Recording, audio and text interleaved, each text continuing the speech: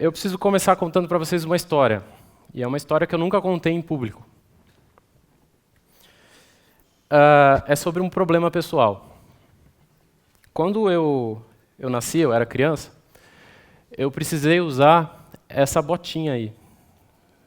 Alguém sabe o que é essa botinha? Eu tinha o pé assim, quase um curupira, né? Essa botinha é como se eu estivesse usando o sapato do pé esquerdo no pé direito. Ela faz com que meu pé abra, né? E eu também fui uma daquelas crianças que faz uns movimentos meio esquisitos, tipo aquele lado, assim, sabe? Esse tipo de coisa. E a gente acha que quando você é criança, você é meio X-Men, né? Por fazer isso. Você fica mostrando para os amiguinhos, falando, faço isso. Pá, é como se fosse uma vantagem, né? Você fica contando ali. Aí depois você cresce um pouquinho, você vira meio que o freak da sua sala de aula, né? Aí você começa a parar de fazer isso, porque ninguém saiba. E eu achava que eu ia ser tipo esses caras de circo, assim, né? Eu falei, porra, né? Sou elástico, caramba. Achava que era normal. E sempre tem aquela história, você já viu? Tem uma família de contorcionistas e tudo mais. Eu falei, caraca, né? Sempre é uma família. E, bom, aquilo que eu mostrei para vocês, a figurinha, na verdade, é um negócio que chama critério de Brington. E ele é uma das medidas que servem para medir uma síndrome, que se chama Ehlers-Danlos. O símbolo é essa zebra, porque a gente parece por fora normal, né? Mas por dentro tem um probleminha no colágeno que faz com que minhas articulações sejam mais frouxas. Então, o peso para mim é um problema. E, inclusive, quando você está sentado no busão e uma velha fica assim te olhando para você ceder lugar, é difícil de explicar. Você fala assim, então, você está vendo, eu sou normal, mas tem um probleminha ali, né? E essa síndrome não tem cura. Ela afeta 1 a cada 5.000 pessoas. Mas calma que tem tratamento para me ajudar, não é nada grave, estou bem, tá? Só que tem meio que uns milestones na vida de quem tem essa síndrome, e um deles é 25 anos. E eu estou com 28 agora. Então, quando eu completei 25, eu comecei a sentir algumas dores. Eu falei, você está de sacanagem, que os caras são tão precisos assim. Deve ser minha cabeça, né? E eu comecei a trabalhar aqui em São Paulo, e naquela vida de pegar fretado, você começa a achar que, deve ser o fretado, né? Sei lá, eu passo 2h30 sentado, depois não sei o quê. Mas eu resolvi esse ano, investigar mais a fundo o que estava acontecendo. E aí eu fiz um monte de exame, e um dos exames é ressonância magnética, é um negócio muito louco, é um tubo que você entra dentro, fica fazendo uns barulhos esquisitos, parecendo ET conversando com você. E o médico te vira e fala assim, então, o problema é esse daqui. Aí você fala, essa manchinha branca. E eu achei incrível. Eu falei, caraca, o médico olha a porra de uma manchinha branca e fala, isso é uma tendinite.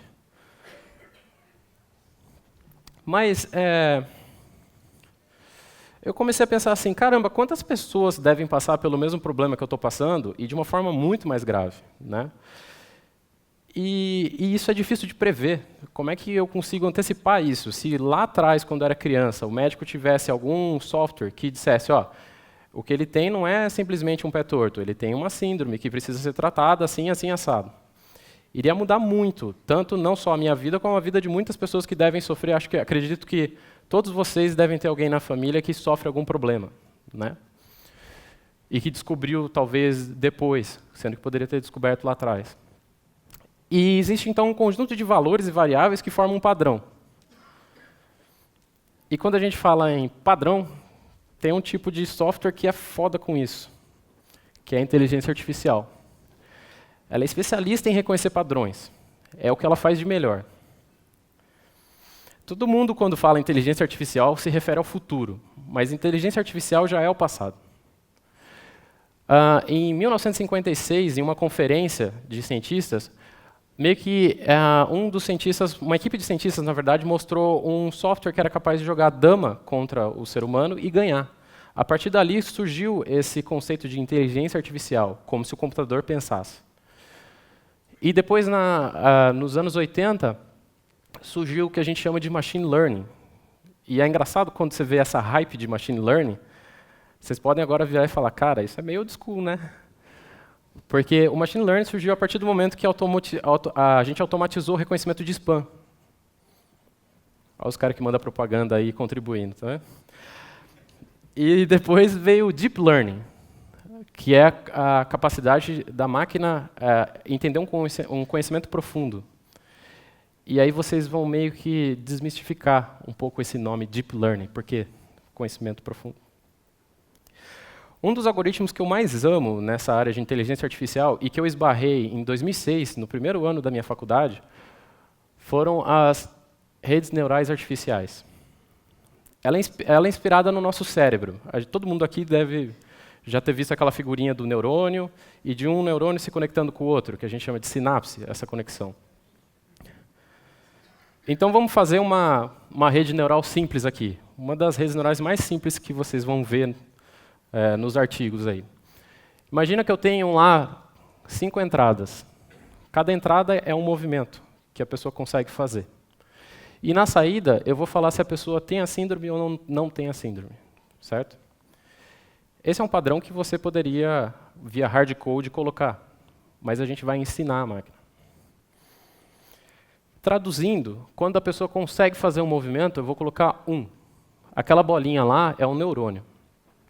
E quando a pessoa não consegue, é 0. E a saída vai ser 0 se ela não tem a síndrome, e vai ser 1 se ela tem a síndrome. Essas linhas que vocês estão vendo são as ligações de um neurônio com o próximo. A gente chama de sinapse, e essas linhas têm também uma variável, que a gente chama de peso. Por isso que está aquele W ali, né, weight em inglês. Então, cada linha tem o seu peso. E o que a gente vai fazer é uma somatória. Do quê? A gente vai pegar o valor de um neurônio, multiplicar pelo peso da linha que ele está, e vai somar tudo isso. E aí agora a gente vai passar para uma próxima função, que a gente chama de função de ativação. Uma das mais famosas é a sigmoide. Para vocês entenderem o que isso faz. Imagina que eu somei 1 mais 1 lá naqueles neurônios. Deu 2. A resposta de uma rede neural tem que estar padronizada entre 0 e 1. Como é que a gente padroniza esse valor, né? O sigmoide, ele é uma função que é capaz de... Se eu colocar, por exemplo, dá para mover essa linha, certo? Então, aqui no exemplo, se fosse 2, a saída seria 0. Tá vendo? Então, o limite é 0 embaixo e 1 em cima. E é hora de um demo.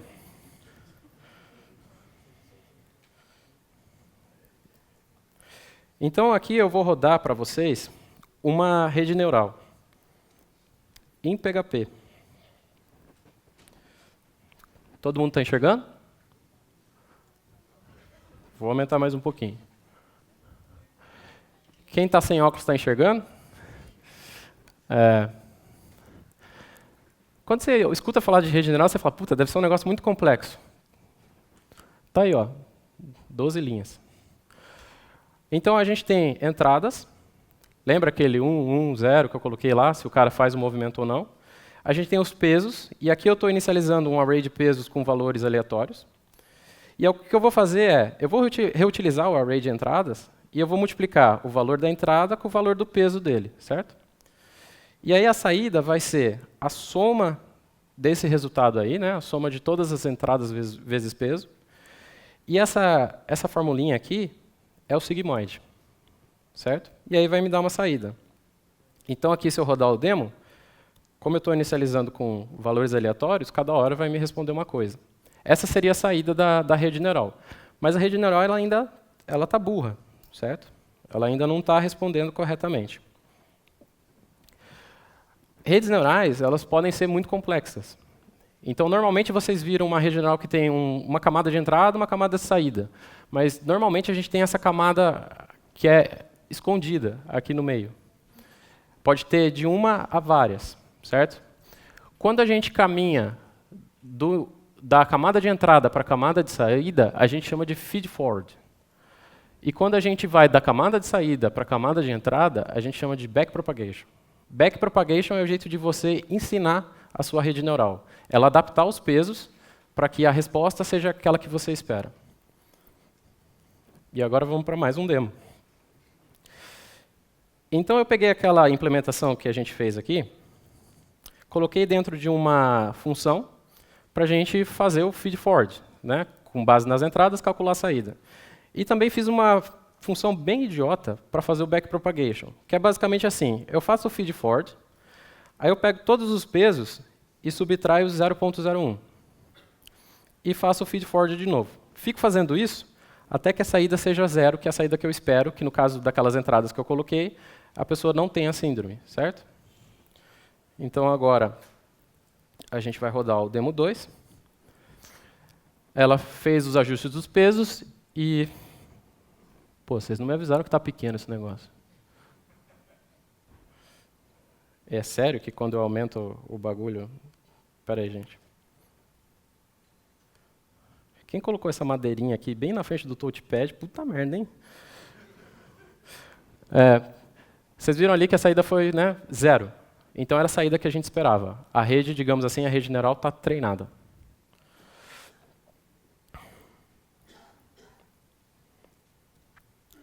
Existe um truque para quando você tem uma quantidade gigante de dados e neurônios para acelerar um pouco esse treinamento. Imagina que você vai ficar meio que ajustando os pesos ali, mas a sua rede neural vai demorar muito tempo para treinar. Aí a gente pode usar um cheat. A gente chama de bias, que é o seguinte, eu vou adicionar um neurônio escondido, que ele vai ser sempre mais 1, o valor dele, e ele vai ter um peso próprio dele. E a gente só vai manipular o peso, o valor dele é travado, independente para as entradas que eu colocar, o valor dele sempre é mais 1. Isso vai fazer o quê? Sem o bias, quando eu mudo os pesos, o sigmoide faz isso, ele se contorce. Mas muitas vezes a gente não quer que o sigmoide se contorça, e sim que ele mova, né, de um lado para o outro. E é isso que o bias faz. Então aí é um exemplo da gente tendo o bias menos 5, 0, mais 5. E quando a gente quer resolver problemas complexos, a gente vai adicionando bastante desses layers, e normalmente o bias está lá no meio, né, ajudando. E a gente precisa de muita camada e muito neurônio. Deep. Rede profunda. Deep Learning. Por isso do nome.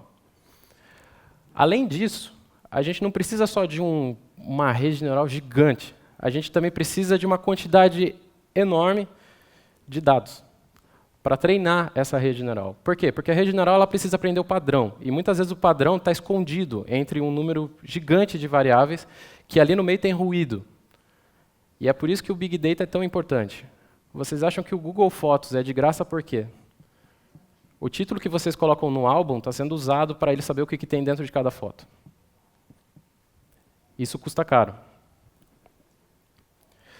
Uma coisa interessante é que a rede neural, quanto maior ela, né, mais profunda, e quanto mais dados a gente tiver, melhor a performance dela.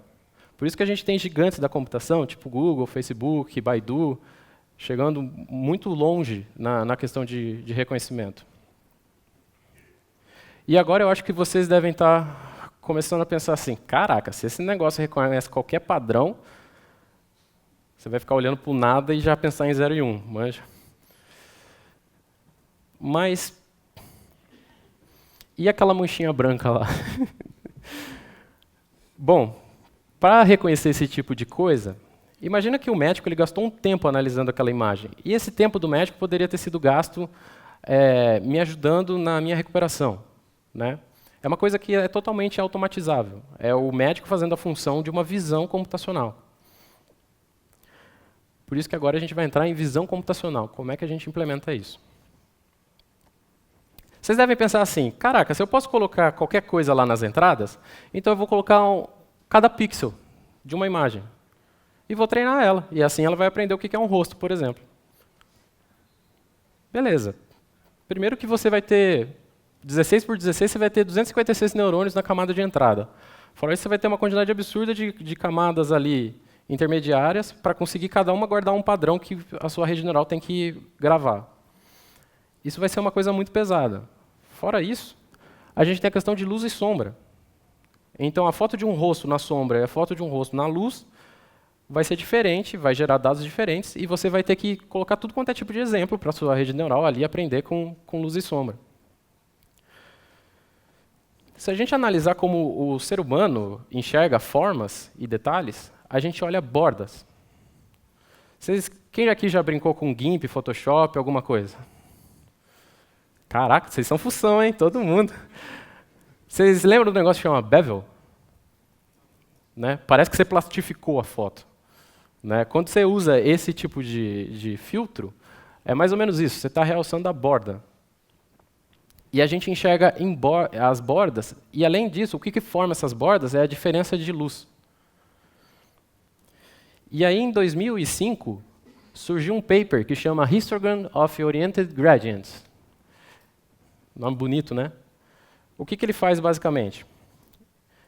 Você pega lá, imagina que eu peguei essa foto, a gente deu um zoom lá no olho, e eu vou pixel a pixel calculando o que ele chama de gradient, que é como se fosse assim, eu olho o pixel de cima, o de baixo, o do lado, o do outro, e vejo para onde a luz está indo. Então eu pego bloquinhos, que a gente chama de células, e vou analisando e vou guardando essa informação lá no pixel. Eu falo, ó, esse pixel, a luz está indo naquele ângulo ali.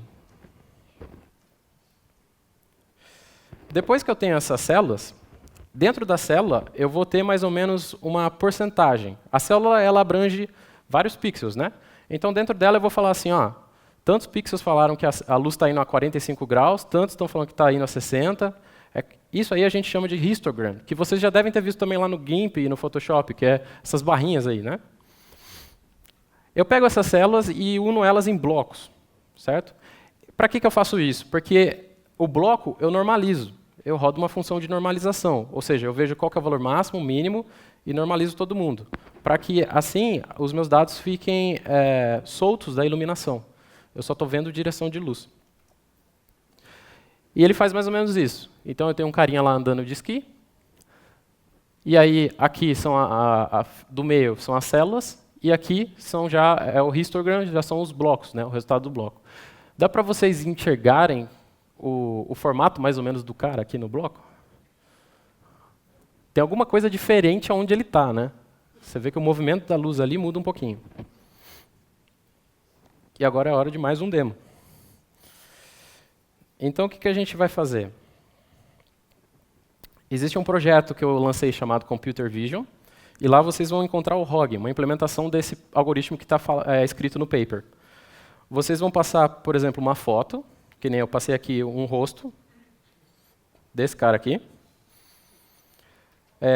Esse cara é um dos pesquisadores de visão computacional, tá? Não é porque eu, do nada, peguei a foto de alguém. E aqui eu coloco alguns parâmetros, então, tipo, o tamanho da minha célula. Bins seria... Lembra aquelas barrinhas que falam para onde que a luz está indo? O número de barrinhas que eu quero. Então, eu pego, tipo, 360 graus dividido por 9. Né? E aqui é o tamanho do bloco e quanto que o bloco vai andando. E aí eu vou gerar o ROG, que é um vetor gigantão da minha imagem. Né? Fora isso, eu vou salvar aqui algumas imagens para vocês conseguirem ver o que está acontecendo.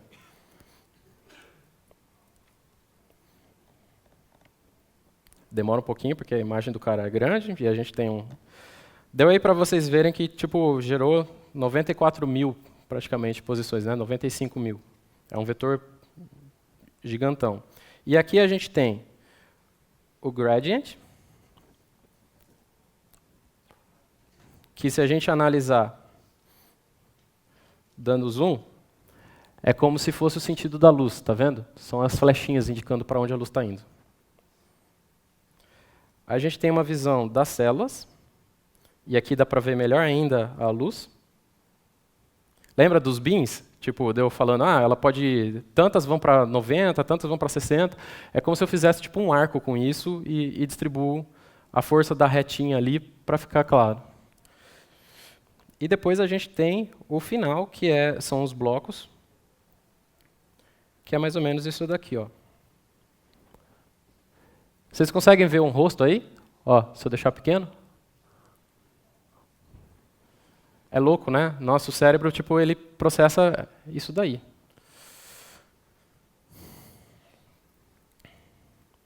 E bom, se a gente tem então um vetor agora, a primeira coisa que vocês vão pensar é, vamos pegar esse vetor e jogar na rede neural. Beleza, você pode fazer isso. Mas quantas posições tinha mesmo? 95 mil?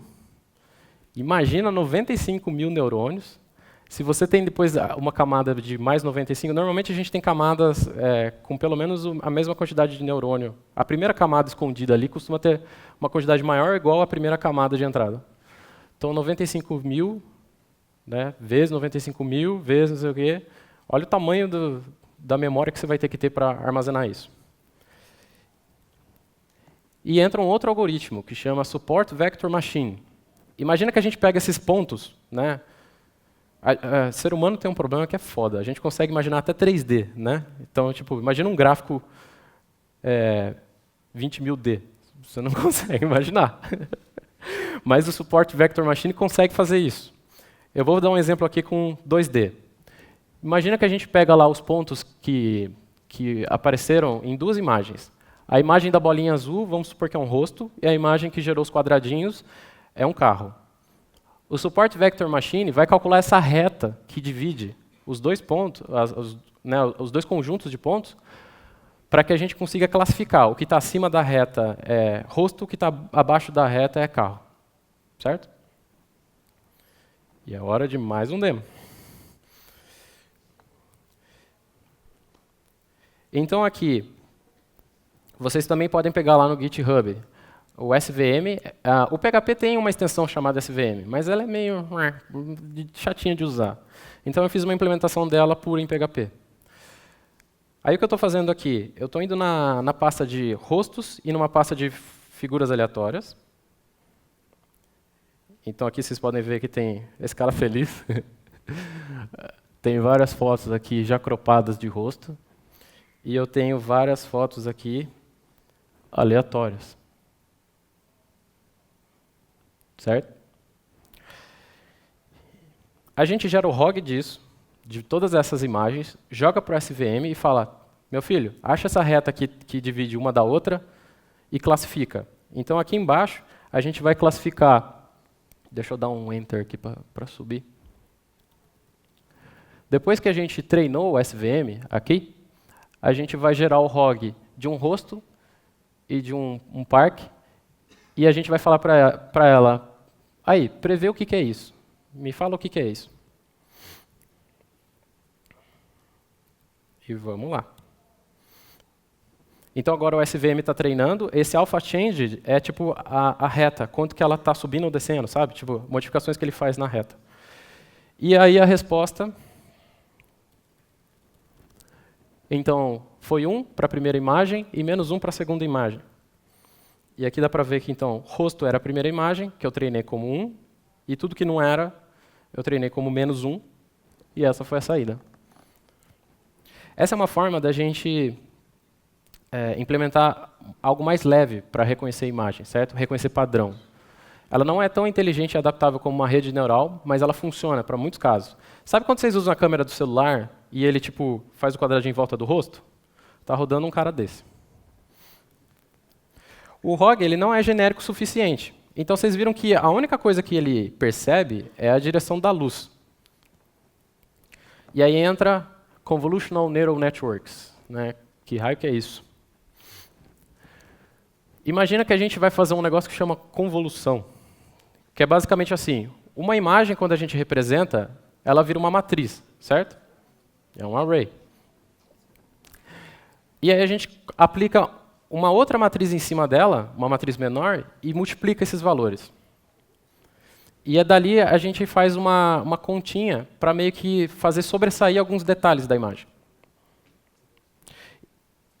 É importante dizer que esse tipo de rede só é possível hoje porque alguns cientistas, em 2009, desenvolveram uma forma da gente escalar esses caras em GPU. Para vocês terem noção, se a gente rodar esse cara em processador, a gente tem tipo processador, sei lá, de 32 cores. Agora, se a gente roda em GPU, a gente tem tipo placa com 1000 e poucos cores, uma placa razoável. Então é um paralelismo considerável, né? E aí vocês devem ver muitas vezes na internet uns lances assim, né? De tipo um negócio reconhecendo o que está ali dentro e classificando. Isso daí é uma rede que a gente chama de ConvNet, o apelidinho, tá? Da Convolutional Neural Network. Isso é uma ConvNet. E essa classificação é graças a um projeto open source que se chama ImageNet. Imagina uma galera tagueando tudo quanto é imagem para falar, aqui tem um cachorro, o cachorro é marrom, aqui tem um barco. É um trampo do caramba. E, tipo, os caras fizeram isso open source, você pode entrar lá no site, baixar o kit deles, que a gente chama de dataset, né? Filtrando, e você consegue usar ele para classificar a imagem. E o legal é que todo ano eles fazem uma competição de quem consegue classificar melhor, com a menor porcentagem de erro. E o legal, então, da Convinet é que ela é capaz de aprender os detalhes mais importantes para reconhecer um objeto, sozinha. Então, vamos lá. Convolutional, né? O que é convolução? Imagina que o array verde aí é a imagem, certo? E esse array amarelinho que está caminhando é o que a gente chama de kernel ou filtro. Então, meio que a gente vai andando ele em cima da imagem e multiplicando os valores lá do array verde com esses valorizinhos que estão em vermelho. E vai gerando esse array aqui, que a gente chama de convolved feature. Como se fosse assim, é um detalhe, certo? É um detalhe da imagem. Depois a gente pega esses valores e normaliza. Para normalizar, a gente pode usar uma função. Uma das mais famosas na rede, na Convinet, é a que chama relu, é esse risco vinho, certo? Então, basicamente assim, tudo que tiver abaixo de 0 vira 0, tudo que tiver acima de 0 vai ter o valor dele. Mais ou menos isso. E aí a gente vai fazer uma outra técnica que se chama pooling. A gente pegou aquele resultado e agora a gente vai meio que reduzir a imagem. Então, tipo, imagina que a gente tem muito pixel e para o computador conseguir computar de uma forma rápida, a gente quer reduzir deixando somente os detalhes mais importantes. O pooling aqui, eu peguei a imagem e dividi por 4. Aí eu peguei aquele quadrado lá, o primeiro, né? Que cor que é essa? Salmão? Sei lá, não sou designer. Eu peguei aquele quadrado lá e peguei o maior valor. E eu fiz isso para todos aqueles quadradões, certo? Então 6, 8, 3, 4. Isso é uma técnica que meio que descobriram que você consegue manter o detalhe mais presente na imagem. E aí vamos lá ver como é que isso funciona. Vocês estão vendo lá em cima, aquela imagem da esquerda é um gatinho, certo? Aqui embaixo, esse monte de sombra esquisita do gato é a versão que sofreu convolução. E eu sempre acho que é convulsão. E você está vendo que cada vez, né, a gente chama de filtro, essas imagenzinhas aí que parecem sombras, cada filtro está sobressaindo um detalhe, certo? Depois eu passei pelo relu, por aquela função de normalização. Vocês estão vendo que agora o fundo ficou preto, né? E a sombra ficou branca. Então, tipo, a gente excluiu tudo que era cinza, digamos assim, né? Tudo que estava menor que 0. E depois disso eu fiz o pooling. Está vendo que a imagem ficou pequenininha? Então, meio que ele reduziu a imagem e deixou só os detalhes. Aí depois disso, a gente joga num layer que a gente chama de full connected, que é como se fosse aquele layer que vocês viram da rede neural. Um neurônio ligado no outro e ligado no próximo layer, todo mundo. Isso daí que vocês viram, essas camadas, essa sequência de vai ter um conv, um pool, tal, a gente chama de modelo, que é a arquitetura da sua rede, da Convinet.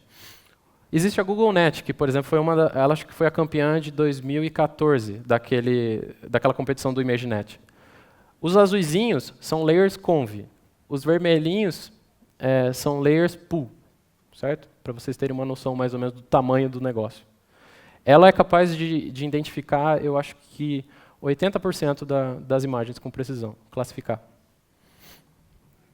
Alguém lembra quando lançou o Google Fotos, que ele classificou a foto de pessoas negras com a tag de macaco, que gerou um problema até para o Google, né, judicial, com razão, né, os caras não testaram direito, mas é por causa disso, o cara acreditou no treinamento, e muitas vezes o treinamento não sai como esperado, você tem que regular alguma coisa ali. Então vamos para mais um demo. Aqui então, eu estou usando um projeto que também está no GitHub, que eu lancei ontem à noite, chamado Convinet. É uma implementação desse tipo de rede em PHP puro, vocês podem ver como funciona e tudo mais. O que eu vou fazer? Quase igual ao SVM, então eu estou pegando os rostos e imagens aleatórias, e aqui eu estou criando aqueles layers. Então eu estou falando assim, eu vou ter um layer de entrada, que vai ter uma imagem de 64 por 64. Depois eu vou ter um layer de convolução. depois eu vou ter um layer de pooling, um layer de convolução, um de pooling, um que chama dropout, que é meio que assim, ele ignora alguns detalhes da imagem para deixar minha rede genérica, e o softmax, que é a saída, certo? Eu faço um treinador, né? Então lembra o backpropagation? É meio que eu estou ativando o backpropagation aqui com uma lógica para ele ajustar os pesos. E eu fico fazendo isso até que o custo do meu ajuste seja pequeno. Beleza? Então vamos lá para o demo 5. E ele está processando e agora está ajustando. Está vendo o cost loss? É o custo do ajuste do peso. Quanto menor, melhor. Significa que ela está ficando treinada. E, cara, isso demora pra caramba. Porque essa minha implementação ainda é single thread, roda em um core só, certo? Então isso vai demorar um tempão. E fora disso, o PHP não está me ajudando muito em algumas coisas. Mas eu tenho uma versão já treinada aqui, e eu vou mostrar para vocês um treinador que é feito em JavaScript, que foi meio que o que eu me baseei para gerar esse PHP. Então aqui eu vou mandar ele treinar. Vocês estão vendo aqui que está gerando tipo, ó, a imagenzinha, aí depois gera tipo, os filtros, aí depois gera uma imagem menor, vai indo, vai indo, vai indo, até que aqui embaixo ele está me falando se está acertando ou se está errando. Né? Eu separei algumas imagens. Para vocês entenderem o que eu estou treinando aqui, que imagem que é essa. Né? Imagina que eu tenho, lá em Campinas eu moro perto desse shopping. Quem conhece o Shopping Dom Pedro? Aí, olha lá, o maior da América Latina. Pega essa, São Paulo. Eu peguei uma foto aérea do Shopping Dom Pedro e eu dei um mega zoom. E o que é isso aí? São carros, né? Eu recortei os carros. E eu mostrei para a rede o seguinte, isso é carro, isso não é carro.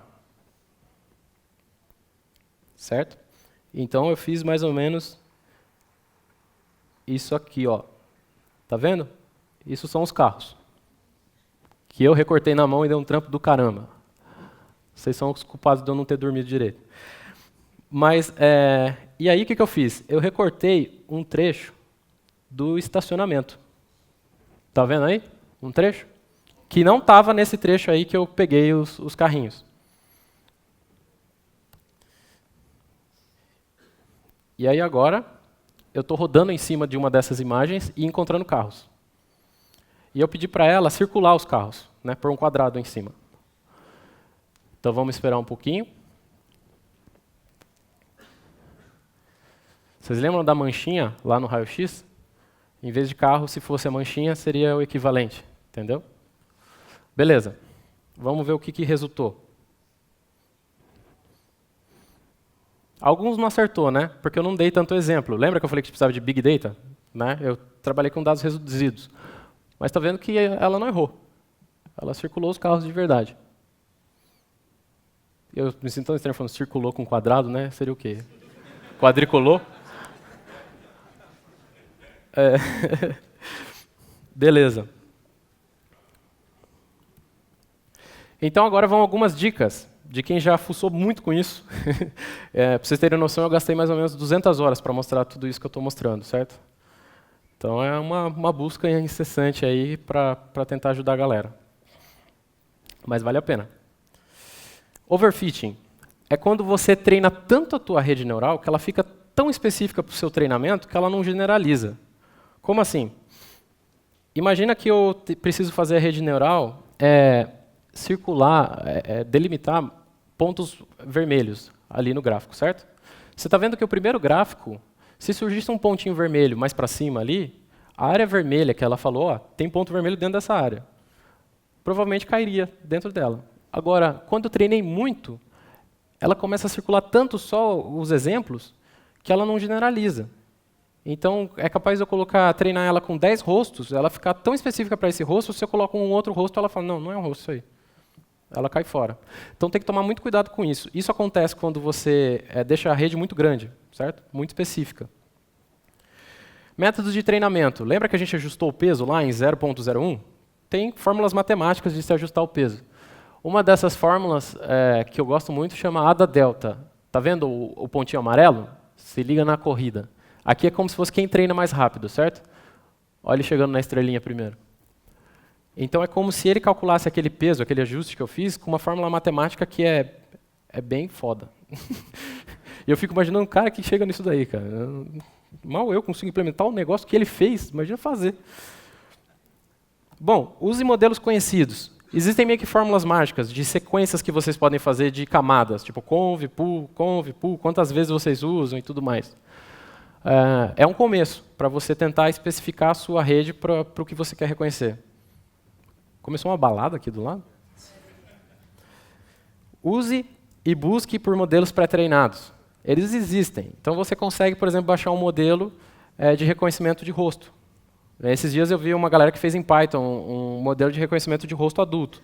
Então o cara avisou, ó, se for usar em criança, provavelmente não vai achar a criança. E o engraçado é que eu fiz um teste com vários rostos, né? E tinha rosto de criança, aí eu rodei numa imagem, ele colocou o quadradinho no joelho de uma mulher. Aquela história de bebê com cara de joelho é verdade. Bom, PHP na era do Deep Learning. Eu estourei meu tempo, né? Vamos lá. Primeiro, pelo amor de Deus, não vem me falar, PHP não foi feito para isso. Eu sei, cara, que não é a melhor linguagem. Mas alguém tem que começar a fazer isso para que ela progrida, né? Afinal, vocês acham que tipo, o cara, quando criou Python, falou, não, eu vou criar uma linguagem para redes neurais? Não foi bem assim, né? O PHP precisa amadurecer com números. Então, se você olhar uma biblioteca como NumPy, do Python, você faz manipulação de array de uma maneira, matriz no caso, de uma maneira muito rápida e muito performática. E o PHP não tem nada para me ajudar nisso. Existem várias coisas já prontas em outras linguagens que vocês podem se inspirar. Por exemplo, o Café, que é uma lib Python, né, um conjunto, um toolkit, para você reconhecer imagem, fazer redes neurais. Também existe o famoso TensorFlow, né? O Google está por trás dele. Existe um projeto de OpenCV, né? Para você reconhecer rosto e todas essas coisas. Mas uma coisa que me faz portar tudo isso para PHP cara, PHP é usado em 82,6% dos sites. E isso é uma estatística do mês passado. Então, quando a gente tem uma ferramenta dessa e joga na mão de uma galera desse tamanho, olha quanto a gente tem aqui num auditório pequeno. Tipo, a gente está dando poder para muita gente. E eu gosto muito dessa frase, que tipo, a ciência de dados ela é tão importante que ela não deve ser deixada na mão de experts, né? Todo mundo precisa ter o conhecimento básico, pelo menos, do que acontece dentro dessa caixinha preta para transformar dados em previsões. Então, vocês já devem ter ouvido falar, pô, mas o Watson tem a API deles. Legal, vocês precisam de performance, vão usar o Watson. Mas o que está acontecendo lá dentro? É legal você ter o código-fonte na sua linguagem, para olhar e falar, cara, então é assim que funciona, então é assim que eu vou otimizar, saca? E o PHP ele tem uma lib já há algum tempo que chama PHP-ML, Machine Learning, né? Essa lib tem bastante coisa interessante, mas a implementação de redes neurais é lenta. Quando você está falando de redes neurais, cara, orientação a objeto é um luxo. Tudo que você pode economizar de memória e aumentar a performance, você deve fazer. E aí o que eu fiz? Lá no GitHub vocês vão encontrar PHP Simple Neural Network. É uma implementação muito rápida de rede neural que eu fiz. Ela é baseada numa implementação que eu fiz em C em 2010. E ela suporta 3 layers, tá? Um de entrada, um hidden e um de saída. Eu pretendo fazer ela suportar mais layers, mas por enquanto, para manter só o aprendizado ali, para a galera entender o que é rede neural, eu fiz isso. Ela é capaz de, por exemplo, aprender a lógica do OR, né? Você colocar 0, 1, tal, quando tiver 1, sai 1 e tudo mais. Cara, treina em menos de 1 segundo. PHP SVM, então a implementação lá do SVM que vocês viram, totalmente em PHP também, baseada numa lib JavaScript do mesmo cara que fez a Convinet.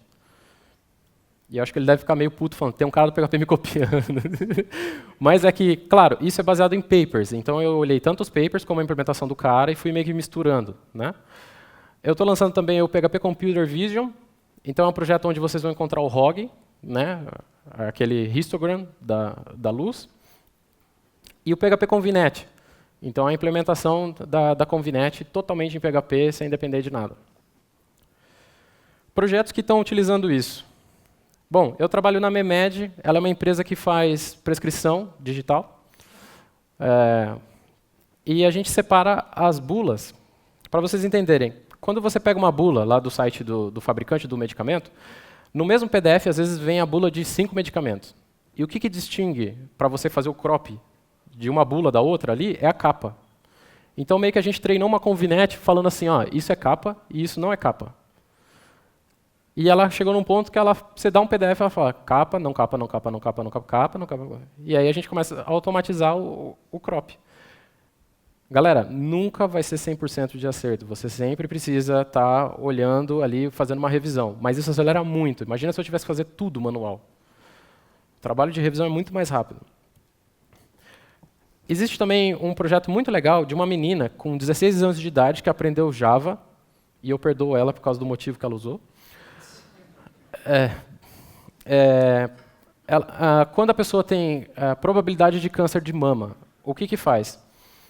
Você pega, tem uma seringa que você tira uma amostra e consegue analisar. Só que esse tipo de exame não tinha tanta precisão.